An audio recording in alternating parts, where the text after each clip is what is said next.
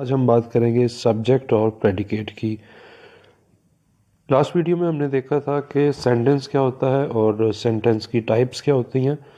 अब हम बात करेंगे सेंटेंस का स्ट्रक्चर क्या होता है और सेंटेंस के कितने पार्ट्स होते हैं। तो सेंटेंस को हम बेसिकली दो पार्ट्स में डिवाइड करते हैं। एक पार्ट को हम सब्जेक्ट बोलते हैं और दूसरे पार्ट को हम प्रेडिकेट बोलते हैं।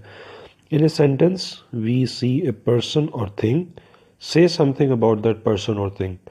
कोई भी सेंटेंस होता है उसमें हम किसी पर्सन का या किसी चीज़ का जिक्र करते हैं और उस पर्सन या उस चीज़ से मुतल्लिक हम कुछ बयान करते हैं।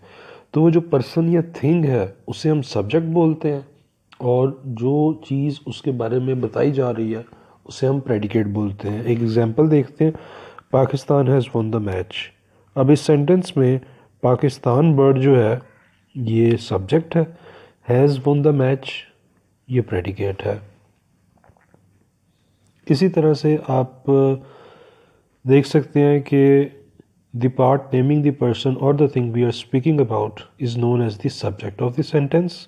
The part which says something about the subject is called predicate of the sentence. ये वही बात है जो हमने अभी की है।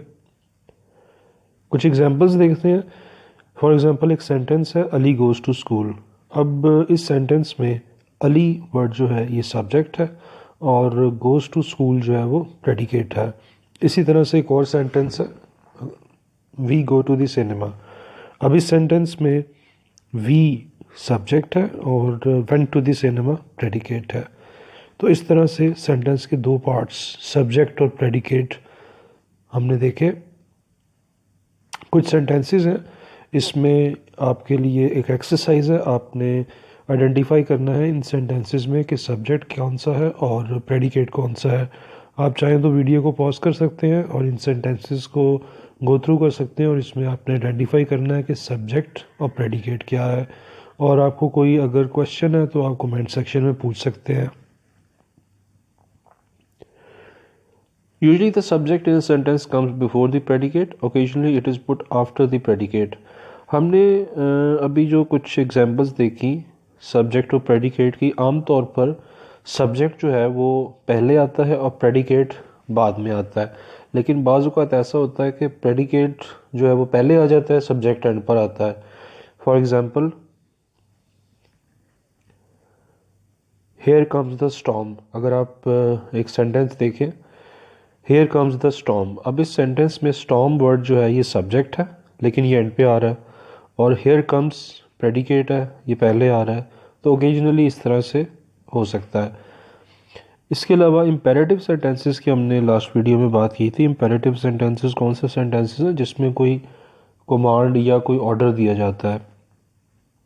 तो इम्पेरेटिव सेंटेंसेस में जो सब्जेक्ट है वो मिसिंग होता है, वो ऐड नहीं होता लेकिन वो अंडरस्टूड होता है। एग्जाम्पल देखते हैं, कम हेयर एक सेंटेंस है, इम्पेरेटिव सेंटेंस है।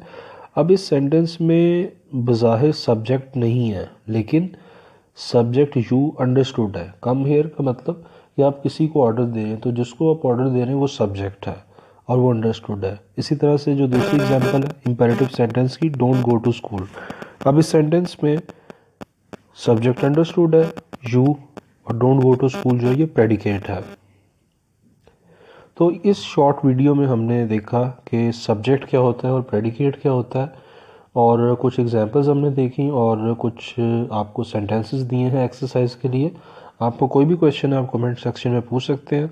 बहुत ही जल्द हम अपने नेक्स्ट वीडियो के साथ आपके पास आएंगे। Thank you for watching. अल्लाह हाफिज़।